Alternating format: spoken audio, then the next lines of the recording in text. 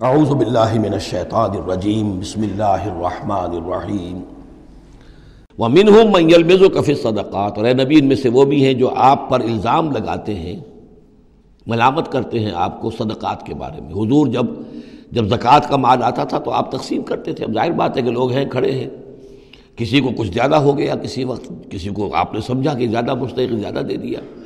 تو ایک منافق تھا، اس نے حضور کو ٹوک دیا، اعدل یا محمد، اے محمد عدل کرو، یہ کیا کر رہے ہو، ناانصافی کر رہے ہیں۔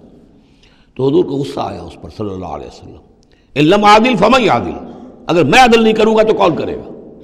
لیکن یہ کہ بہرحال اس کا بھی ذکر ہو رہا ہے، وَمِنْهُمْ مَنْ يَلْمِزُكَ فِي الصَّدَقَاتِ، ان میں سے وہ لوگ بھی ہیں جو آپ پر طعن کرتے ہیں خیرات کے بانٹنے میں، صدقات اور زکوٰۃ کی تقسیم میں۔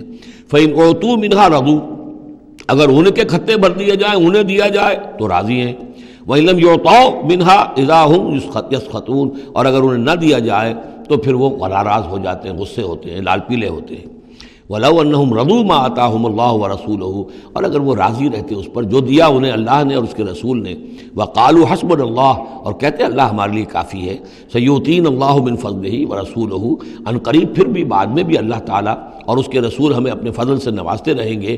اِنَّا إِلَى اللَّهِ راغبون، ہم اللہ کی طرف رغبت کرنے والے ہیں۔ اگر یہ کہتے، کاش کہتے تو کتنا اچھا ہوتا۔ اب یہاں ان صدقات کی مدیں بیان کر دی ہیں جو زکوٰۃ کی، یہی آیت ہے مشہور آیت کہ صدقات جو زکوٰۃ کی جو مدیں ہیں وہ کون کون سی ہیں۔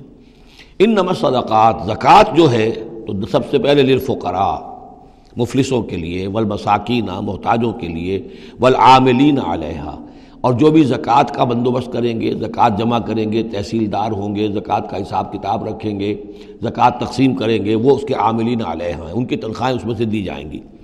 والمؤلفۃ قلوبہم، اور تالیف قلب کے لیے، کچھ لوگ ہوتے تھے جب تک ایک تحریک اور دعوت چل رہی ہے، بعض لوگ ہوتے ہیں معاشرے کے اندر صاحب حیثیت ہوتے ہیں، انہیں کچھ دے دلا دیا جائے تو ان کی مخالفت کم ہو جاتی ہے، ساتھی نہ بنے، کم سے کم یہ کہ ان کا مخالفت کا زور شور جو ہے کم ہو جائے، تو یہ تالیف قلب کے لیے۔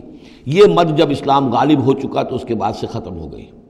اس کے بارے میں فقہا کا کہنا یہ اس وقت تک تھا جب تک کہ ابھی وہ تحریک اور دعوت چل رہی تھی، لیکن ویسی ہی سچویشن پھر کبھی دوبارہ پیدا ہو سکتی ہے تو پھر یہ مد جو ہے اس کے اندر یہ شامل ہو جائے گی۔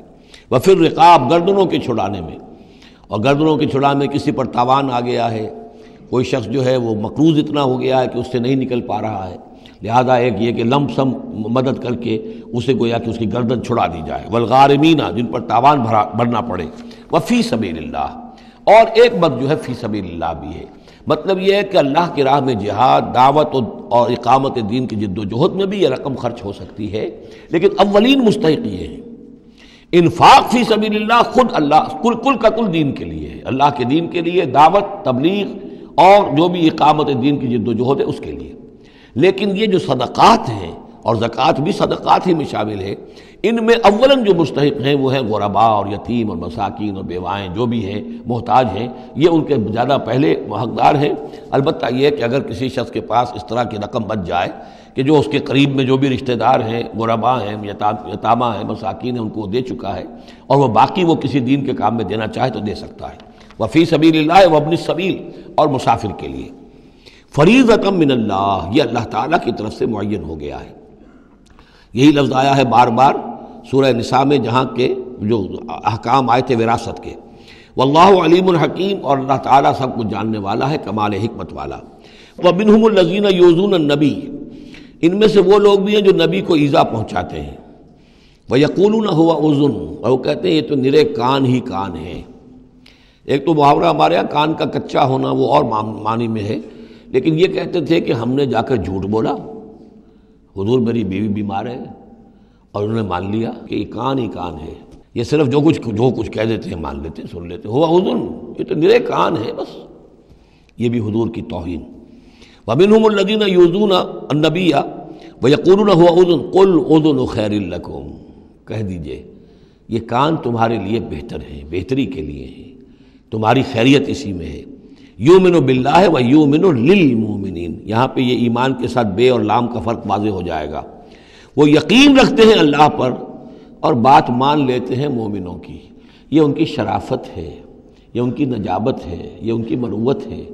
وہ جانتے ہیں تم جھوٹ بول رہے ہو لیکن نہیں کہتے کہ تم جھوٹ بول رہے ہو، یہ شرافت اور مروت کا معاملہ ہے، یہ نہیں ہے کہ انہیں معلوم نہیں ہے۔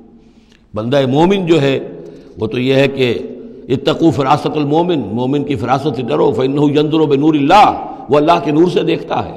تو جو عام مومن کا معاملہ یہ ہو تو رسول کا معاملہ کیا ہوگا؟ کیا انہیں پتہ نہیں چلتا تھا کہ جھوٹ بول رہے ہیں؟ لیکن آپ کی مروت اور شرافت۔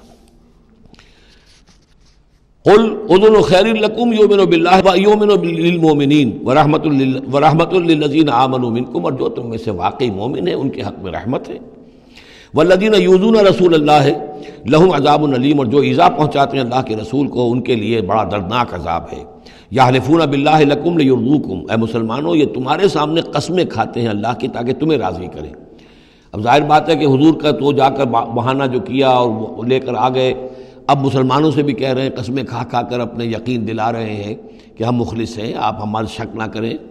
یحلفون باللہ لکم لیرضوکم، تاکہ تمہیں راضی کر لیں۔ واللہ ورسولہ احق ان یرضوہ، اللہ اور اس کا رسول زیادہ حقدار ہیں کہ وہ انہیں راضی کریں، ان کانوا مومنین، اگر وہ واقعتاً مومن ہیں۔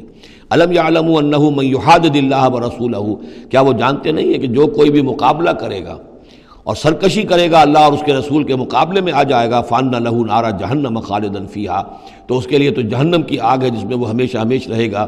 ذالک الخزی العظیم، اور یہ بہت بڑی رسوائی ہے۔ صدق اللہ العظیم۔